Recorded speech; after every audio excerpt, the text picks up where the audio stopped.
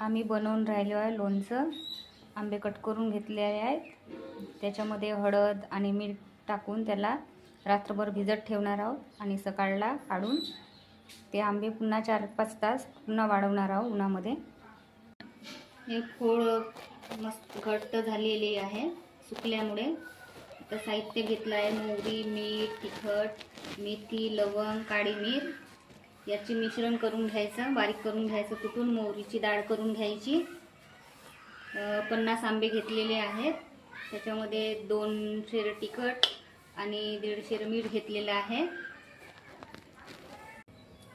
लवंग, मेथी आणि काळी मिरीची पूड तयार करून घेतलेली आहे।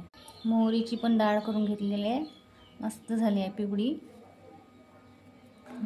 या कापलेल्या आंब्यामध्ये आपण टाकत आहोत केलेली पूड आणि मोहरीची डाळ,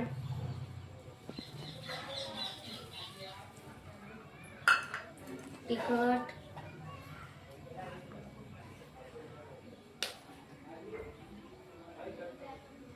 आणि मीठ।